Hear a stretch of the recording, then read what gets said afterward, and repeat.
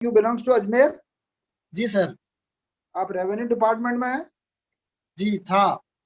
अब छोड़ दिया आपने? जी सर। गुड। एक तो ये क्लॉथ जो ना आपने पहन रखा है ना, जी वो सर। बहुत वो जो ना वो क्या है जिसको कहते हैं ग्रे कलर है, तो ग्रे कलर आपको सूट नहीं करता इस आपको चेहरे पर। जी सर।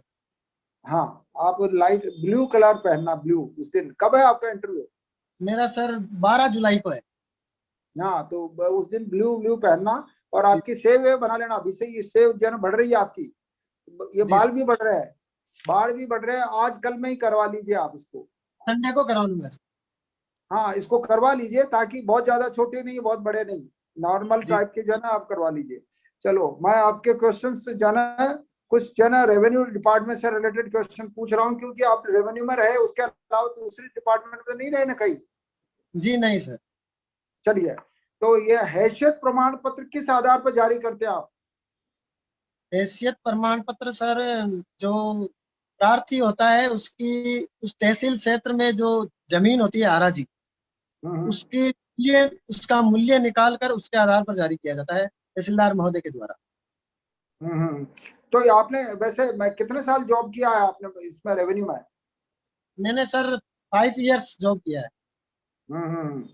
अच्छा, चलो, तो फिर आपके इसी से रिलेटेड क्वेश्चन पूछे जा सकते हैं काफी, और जनरल स्टडीज मतलब डे टू डे अफेयर, और ये जो है रेवेन्यू से संबंधित क्वेश्चन पूछे जाएंगे आपसे ज्यादा। तो जी सर। राजस्व अभियानों के समय आप जो है ना रेवेन्यू आप लोग क्या कार्य कर देखते हैं उस समय, जो सर काम? राजस्व अभियान के दौरान जो सरकार का इसमें सबसे बड़ा उद्देश्य होता है वो होता है न्याय आपके द्वार। उसमें हम्म सर जो राजस्व अदालतों में जो केस चल रहे हैं हम्म उनको उसी गांव में जाकर के उसी दिन दोनों पक्षों को बिठा करके उनका समाधान किया जाता है। और कोई जो मामला सर सरकार से संबंधित होता है जिसमें पार्टी सरकार होती है, तो उसमें हम्म पटवारी, गिरदावर और तहसीलदार के हाथों हाथ रिपोर्ट करवा कर उस फैसले का सर समाधान किया जाता है, उसका निराकरण कर दिया जाता है, ताकि ये राजस्व के ये जितने भी मामले हैं ये कम हो। और उसके साथ साथ जो राजस्व रिकॉर्ड में नक्शों में किसी प्रकार की कोई त्रुटियां आ गई है उनको भी मौके पर उनका हाथों हाथ सर उनका निराकरण किया जाता है, ताकि आम जन को लाभ हो सके। यही राजस्व कैंपों का सबसे बड़ा उद्देश्य होता है।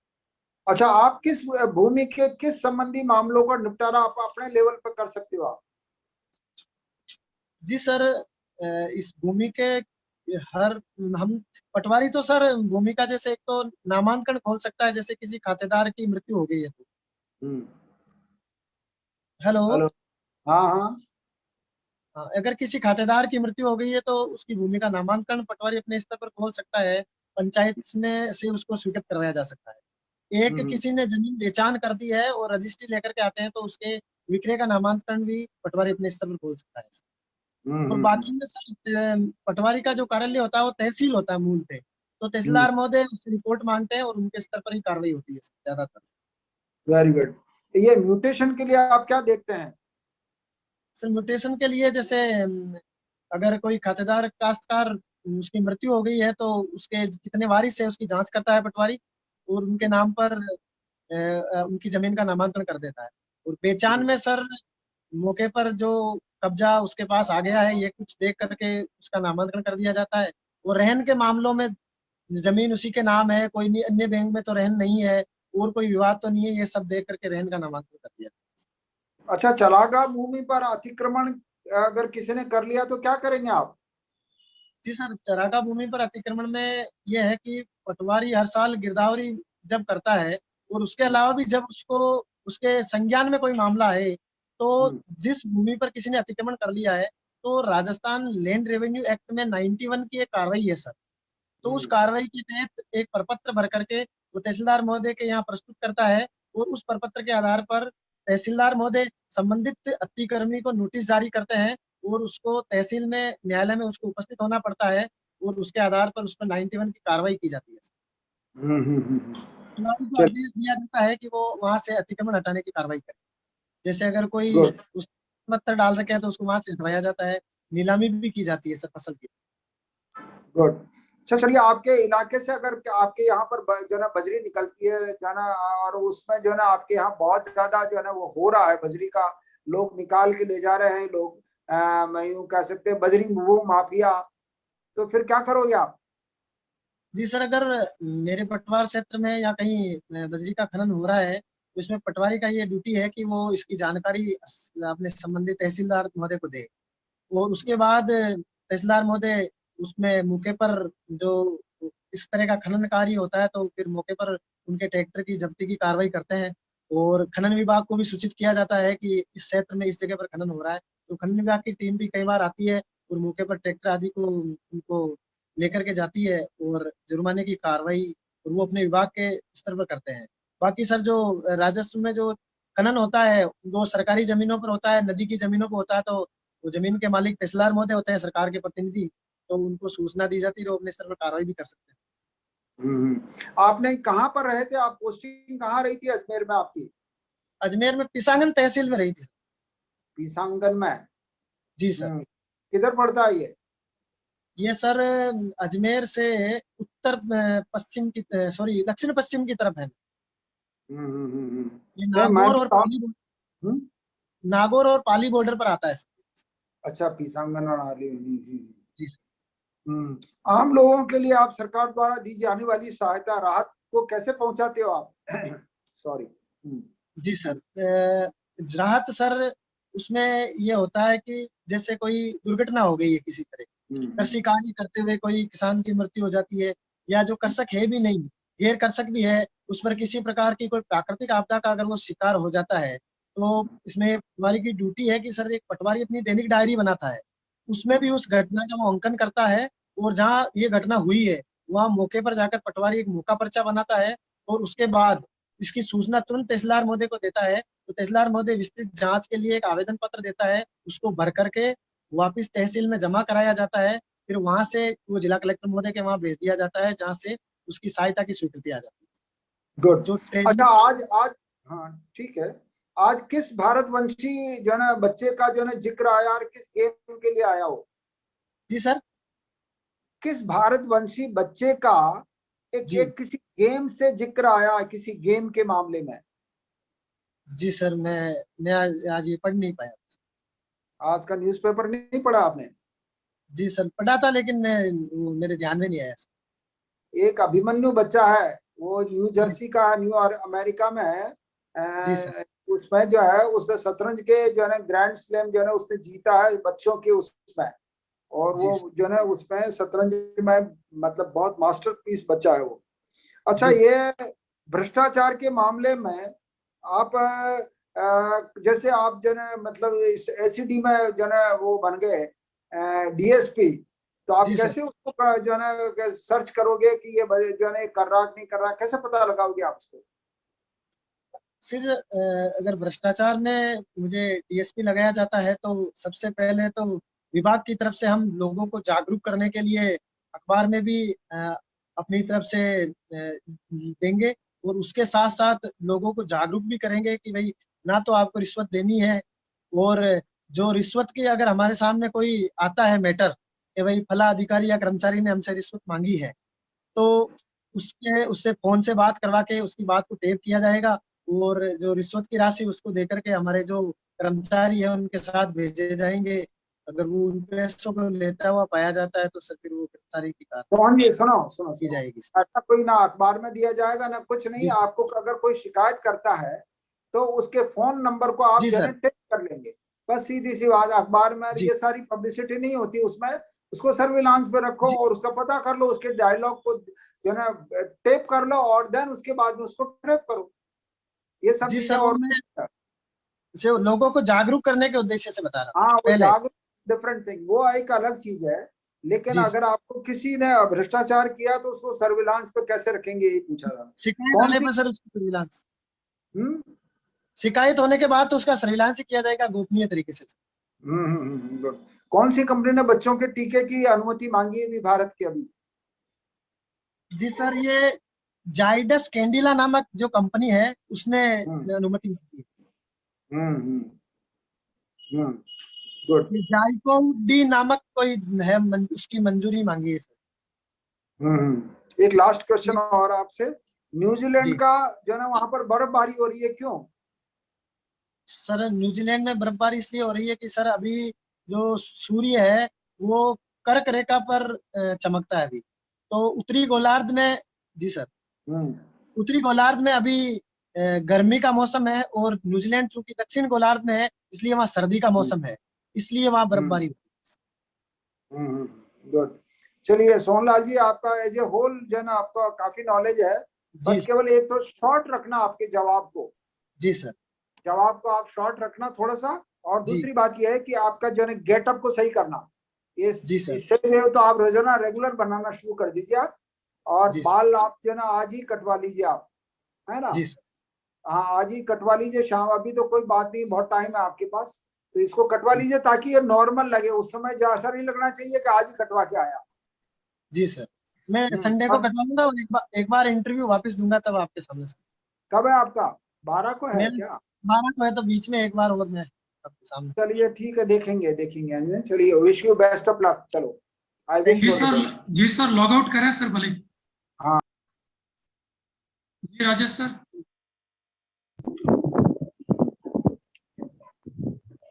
जी सोहनलाल जी सुन पा रहे हैं? Good evening sir. Good evening. Sohanlal ji मुझे ये बताइए, पुष्कर जो एरिया है उसका कृषि के क्षेत्र में क्या योगदान है? जी सर, पुष्कर एरिया का कृषि के में उद्यानिकी में बहुत बड़ा योगदान। पुष्कर के आसपास गुलाब की खेती, आंवले की खेती, जामुन की खेती, जो उद्यान बहुत लगाए जाते हैं, इसलिए यहाँ इसी का इसलिए बहुत बड़ा योगदान है सर पुष्कर के आसपास। अच्छा। राजस्थान सरकार द्वारा कोई सहायता उपलब्ध करवाई जाती है क्या? जी सर, कौन राजस्थान सी सरकार योजना? द्वारा राजस्थान सरकार द्वारा सर जो बागानी खेती है उसको प्रोत्साहित करने के लिए कृषकों को प्रशिक्षण दिया जाता है, उनको केसीसी की सुविधा भी मिलती है। और इसमें सर उद्यान विभाग के जो कृषि पर्यवेक्षक हैं वो भी अलग है, तो वो भी जाकर के किसानों के वहाँ खेत में निगरानी रखते हैं कि फसल उससे उससे संबंधित काश्तकारों को जागरूक करते हैं इस खेती को बढ़ावा देने के लिए, ताकि जो उद्यानिकी खेती है वो किसानों की आय बढ़ाने में थोड़ी सार्थक साबित हुई। अच्छा। मुझे ये बताइए, राजस्थान का भारत में कृषि में स्थान की दृष्टि से देखें तो कौन कौन सी फसलों में प्रथम स्थान? जी सर, राजस्थान का कृषि में देखें तो सर बाजरे में इसका पहला स्थान, जी। सरसों में भी पहला स्थान, सरसों में पहला स्थान, और और बाकी बाजरा, सरसों, सर इसबगोल है उसमें भी पहला स्थान। अच्छा, उसके अलावा कोई उद्यानिकी फसलों के नाम बताइए। उद्यानिकी फसलों में सर एक तो गुलाब की खेती होती है सर, एक इसबगोल भी उद्यानिकी फसल ही है, तो जीरा। जीरा उद्यानिकी फसल नहीं है। जी देखिए मेहंदी एक आप बोल सकते हैं, मेहंदी। जी सर। ठीक है। और एलोवेरा बोल सकते हैं, हाँ जी सर। एलोवेरा बोल सकते हैं। ग्वार, ग्वार तो चलिए पशु आहार में आ जाता है। कुछ जी सामान्य नाम है ये, ठीक है। अ, बाकी जीरे में सेकंड स्थान है, आप ये ध्यान रखिए। अच्छा, जी एक मुझे ये बताइए कि काजरी, काजरी जी के बारे में क्या जानते हैं? सर, ये सेंट्रल एरिड जोन इंस्टीट्यूट है केंद्र सरकार की, और ये राजस्थान के जोधपुर में है सर। और इसका उद्देश्य है शुष्क कृषि को बढ़ावा देना, कि शुष्क जो वातावरण है राजस्थान का 60% से भी ज्यादा हिस्सा मरुस्थल में आता है, तो मरुस्थल में शुष्क कृषि कैसे की जाए, कौन कौन सी फसलें हो सकती है, कौन कौन से वृक्ष लगा सकते हैं, इसमें शोध अनुसंधान करता है। और इसमें सर ये अपना रिसर्च करके लोगों को बताता भी है कि कौन सी खेती की जा सकती अच्छा, एक देश भी है जो कृषि के क्षेत्र में हमारी बहुत मदद करता है। है। जी सर। एक देश विशेष है जो हमारी मदद करता है जी कृषि सर। के क्षेत्र में। नाम जी क्या सर। है? भारत की कृषि में सर इजराइल मदद करता है। अच्छा, इजराइल की सहायता से कौन कौन सी हमने उद्यानिकी फसलों का उत्पादन किया है राजस्थान में? एक तो सर जो होबा है वो वो लगाया जा रहा है, अभी तो मुझे यही नाम याद आ रहा है। और एक नाम, बाकी जी सर, एक ही नाम याद है आपको? अभी तो एक नाम याद आ रहा है। अच्छा, ठीक है, मैं एक दो नाम और बताता हूँ। देखिए, एक तो पिस्ता, जी पिस्ता है, पिस्ता पिस्ता होता है ना, ड्राई फ्रूट, पिस्ता। जी जी जी, पिस्ता। तो पिस्ता, पिस्ता के अलावा जैतून, ऑलिव, जी सर। खजूर है, ठीक है, इस प्रकार के कुछ और जो फ्रूट्स हैं उनका आप देख के नेट पे मिल जाएगा आपको, या कोई राजस्थान इकोनॉमी की बुक होगी उसमें दे रखा है। अच्छा, जी, जोजोबा के बारे में कुछ बताइए, क्या होता है ये जोजोबा? जोजोबा सर, ये अपने जो ईंधन है, जो अभी जे अपन काम में लेते हैं, डीजल पेट्रोल, तो उसके एक विकल्प के रूप में है। इसके तेल को सर डीजल में मिलाया जा सकता है, जिससे कि ये एक तो डीजल की जो मांग होती है उसको कम करेंगे, इसके साथ साथ ये स्वच्छ ऊर्जा के भी साधन अच्छा, है। इसको काला सोना का मतलब नाम दिया, ये काला सोना नहीं, पीला सोना होता है। पीला सोना। जी, इसका उत्पत्ति स्थान ध्यान रखिएगा आप, मैक्सिको, कैलिफोर्निया, एरिजोना, ये जी डेजर्ट सर। एरिया है यूएसए के जी आसपास का, वहाँ। हाँ, बिल्कुल। तो भारत में इजराइल से लाया गया, बिल्कुल सही बता रहे हैं आप। अच्छा, इसका आप उपयोग आप ध्यान रखें, क्योंकि अभी एक क्वेश्चन पूछा गया है, क्या नाम, इंटरव्यू में भी एक किया गया है इसके बारे में, जोजोबा के बारे में, ठीक है। जी और इसका नाम पूछा गया, क्या नाम, होहोबा भी कहते हैं इसको, और पीला सोना जी भी कहते हैं। देखिए, वायुयानों का जो ईंधन होता है ना, उसमें ये जी यूज आता है जोजोबा का ऑयल। इसके अलावा लुब्रिकेंट है, बिजली के इंसुलेटर है, डिटर्जेंट्स है, रंग रोगन, सौंदर्य प्रसाधन सामग्री है, और जी मोम वगैरह जो ये होते हैं, इनमें इसका यूज होता है, ठीक है। जी सर। और बिल्कुल आप सही बता रहे हैं, जोजोबा। और एक आप ध्यान रखिएगा, एक आपके इसमें जेट्रोफा, जी जेट्रोफा नाम सुना होगा आपने। तो ये कुछ जी सर। विदेशी फसलें हैं ना, उनका नाम देख लेना आप एक बार। और जी जैतून का उत्पादन, अभी जैतून रिफाइनरी लगी है राजस्थान में, एक लूणकरण जी सर, सर। ठीक जी, है, लोन उसके करा बारे में जी बताइए। तो ये कुछ चीजें हैं। अच्छा, ये बताइए, आप हिस्ट्री सब्जेक्ट रहा है, पब्लिक एड रहा है, इकोनॉमी रहा है, आप राजस्थान में किस दृष्टि से देखते हैं इसको? इकोनॉमी में क्या सुधार अभी आवश्यक मान रहे हैं आप? राजस्थान बीमारू राज्य है क्या ये? जी सर। बीमारू राज्य राजस्थान, की परिकल्पना पहले की जाती थी, अब बीमारू नाम तो नहीं दिया जाता, उसका नाम नीति आयोग ने बदल दिया है। हालांकि यह भी अभी विकसित राज्यों की श्रेणी में तो नहीं है, अभी भी उसी श्रेणी में है मतलब, लेकिन काफी विकास किया है। लेकिन कई मानक ऐसे हैं जहाँ अभी भी राजस्थान को विकास करना है।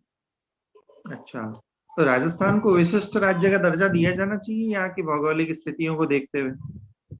जी सर, अगर मानकों के हिसाब से देखा जाए, जैसे राजस्थान का एक बहुत बड़ा हिस्सा मरुस्थल में है, पानी की कमी भी है, तो खेती में भी काफी नवाचार करने की यहाँ आवश्यकता है। तो विकास की संभावना है, उसको देखते हुए सरकार को इस पर विचार करना चाहिए सर, कि उसको विशिष्ट राज्य का दर्जा। ठीक है सोहन लाल जी, काफी अच्छी जानकारियां हैं, आपको कृषि से रिलेटेड ही पूछा है मैंने। फिर भी आप कृषि को आप देख लें, क्योंकि अभी यहाँ से क्वेश्चन हॉबी से भी लिए गए हैं, जी और सर। एक विशेष रूप से ये जोजोबा वाला प्रश्न भी पूछा गया है किसी से। जी सर। बाकी नए नए जो अभी सुधार हुए हैं या नए नवाचार हुए हैं राजस्थान में कृषि क्षेत्र में, काजरी है, काजरी के बाद आफरी भी है, ठीक है। आप। ठीक है, उद्यानिकी के बारे में आप जानकारी प्राप्त कर लें। और आप अगर सेवा में आते हैं तो कृषि को बढ़ाने के लिए क्या प्रयास करेंगे, इस पर भी एक अपना उत्तर तैयार रखें आप। जी बाकी सर। अच्छा प्रदर्शन है। बाकी गौतम सर ने जैसे कहा है कि आप अभी थोड़ा कटिंग वगैरह करवा लेते ना, तो एकदम ऐसा नहीं लगेगा कि आप इंटरव्यू के लिए तैयार होके आए हैं, ऐसा नहीं लगेगा, ठीक है। एक सामान्य व्यक्तित्व बिल्कुल वहां पर संडे को संडे को जी करवा लेना, अगले सप्ताह एक जी, बार और इंटरव्यू आप लेना, देख लेना ठीक सर है, कैसे। आप जैसे नॉर्मल नॉर्मल रहते हैं ना, वैसे रहिए, ठीक है। जी बिल्कुल, काफी अच्छा व्यक्तित्व है आपका, और वो जानकारियां अच्छी है आपकी। एक ग्रामीण क्षेत्र से आके आप बहुत अच्छा प्रदर्शन कर रहे हैं। और आप थोड़ा सा ऐसे शेव वगैरह बना के, और ड्रेस वगैरह सेलेक्ट कर ली क्या आपने? जी सर, वो मैंने शर्ट सेलेक्ट कर लिया, मैं आपके इंटरव्यू में पहन करके सर वो आऊंगा। बिल्कुल बिल्कुल, मैं वही कहना चाह रहा था कि जो आप इंटरव्यू में पहन के जाएंगे, उसको पहन के मॉक देते तो ठीक रहता है, ठीक बस है। वो अगले अभी सर 10 दिन है, तो मैं सोच रहा था वो बीच में एक मौक होता है उसको पहन करके। जी, नई नई सिलवाई है क्या? हाँ सर, नया लिया है। अच्छा। अच्छा, उसको एक दो बार वॉश कर लेते ताकि ऐसा नहीं लगे कि इंटरव्यू के लिए विशेष रूप से नई ड्रेस ऐसा जी माना जाता है कि नहीं पहनना चाहिए जाके वहाँ पे। जी सर, काफी अच्छा कॉन्फिडेंस है आपका, शुभकामनाएं आपको। Thank you sir. Rajesh sir log out करें भले। जी जी सर। Okay sir.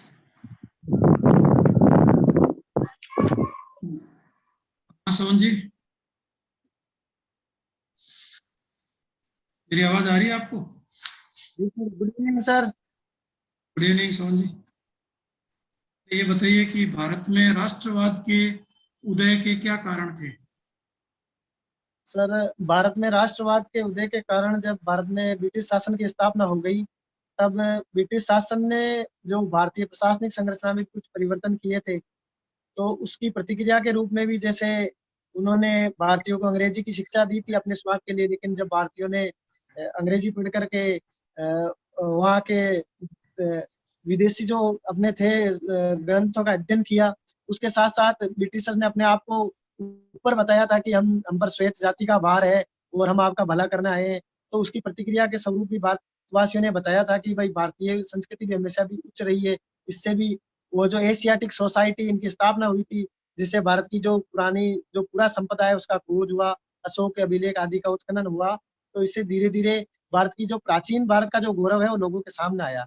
इसके साथ-साथ राजा राममोहन राय जी, श्री स्वामी विवेकानंद जी, दयानंद सरस्वती जी, इन विचारकों ने भी भारत के में राष्ट्रवाद को जगाने में बहुत बड़ा योगदान दिया था। राइट, बढ़िया आंसर। अच्छा बताइए, कांग्रेस की स्थापना कब हुई? जी सर, कांग्रेस की स्थापना कब हुई? भारतीय राष्ट्रीय कांग्रेस की स्थापना 1885 में हुई थी सर, मुंबई के तारीख? अंदर।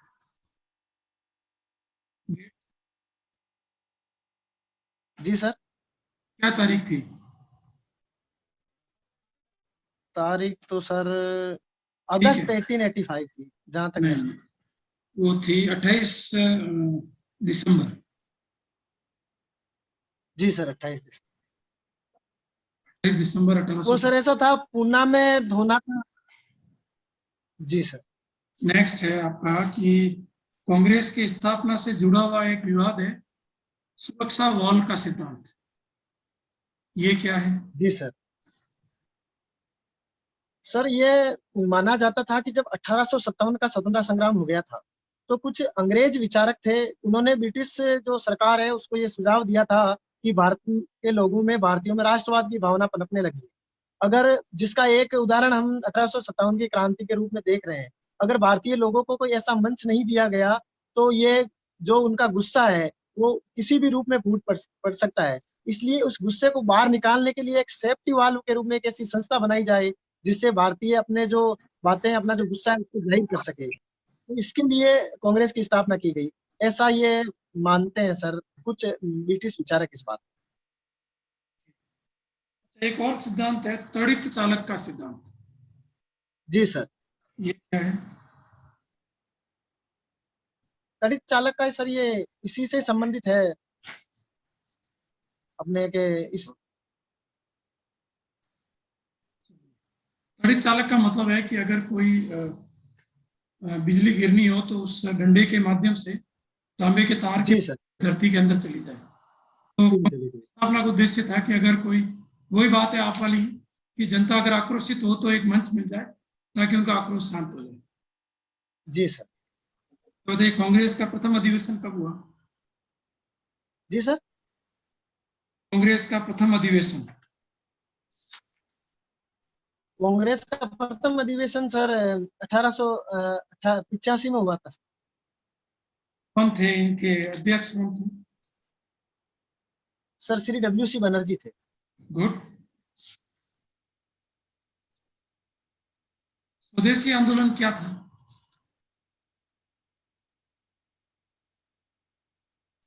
स्वदेशी हेलो। स्वदेशी आंदोलन। सर, स्वदेशी आंदोलन स्वतंत्रता संग्राम के दौरान 1905 में जब लॉर्ड कर्जन तत्कालीन वाइसराय थे, उन्होंने बंगाल का जब 2 हिस्सों में विभाजन कर दिया था।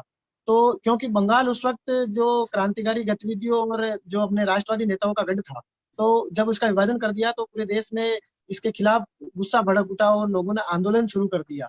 और उसमें ब्रिटिश चीजों का बहिष्कार किया गया और स्वदेशी को सर उसमें बहुत ज्यादा महत्व दिया गया। स्वदेशी कपड़ा पहनना, उसमें स्वदेशी शिक्षा ग्रहण करना, और न्यायालयों का भी बहिष्कार किया गया, बच्चों ने स्कूलें छोड़ दी प्रमुख थी। नेता कौन से थे स्वदेशी आंदोलन के?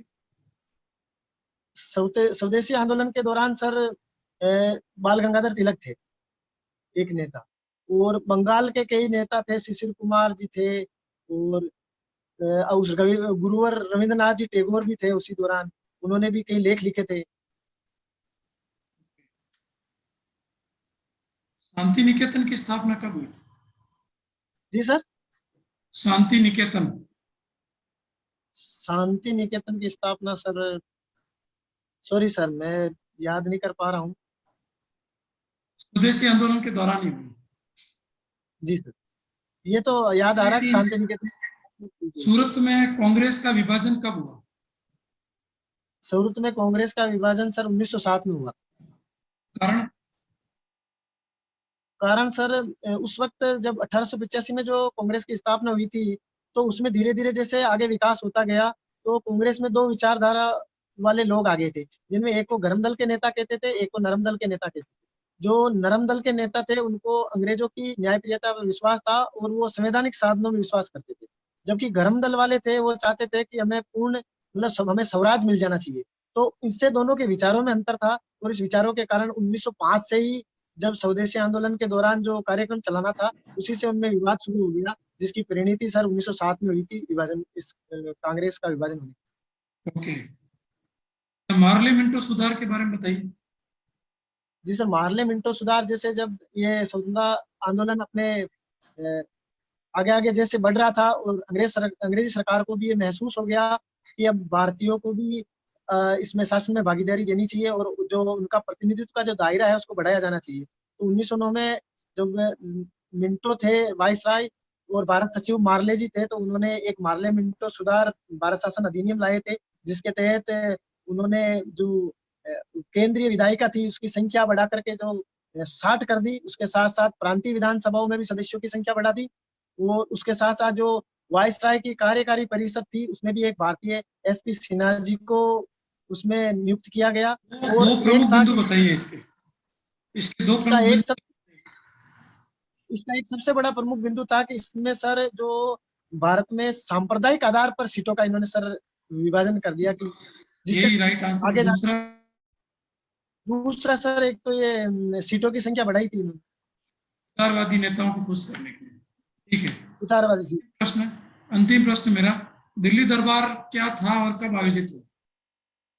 दिल्ली दरबार सर जब 1911 में ब्रिटेन के जो प्रिंस थे वो भारत में आए थे, तो उनके लिए ये दरबार सजाया गया था। इसमें एक घटनाएं हुई थी, एक तो सर भारत की राजधानी को कलकत्ता से नई दिल्ली लाया गया, और इसके साथ साथ इसमें बंगाल का जो विभाजन किया गया उसको भी रद्द घोषित। बहुत अच्छा सोहन जी, इतिहास बहुत अच्छी पकड़ है आपकी। करंट जी सर, आपकी अच्छी पकड़ है, इतिहास पर भी है, और बहुत अच्छा आओगे आप। जी सर, बहुत बहुत शुभकामनाएं आपको, ऑल द बेस्ट। जी sir, okay, thank you sir.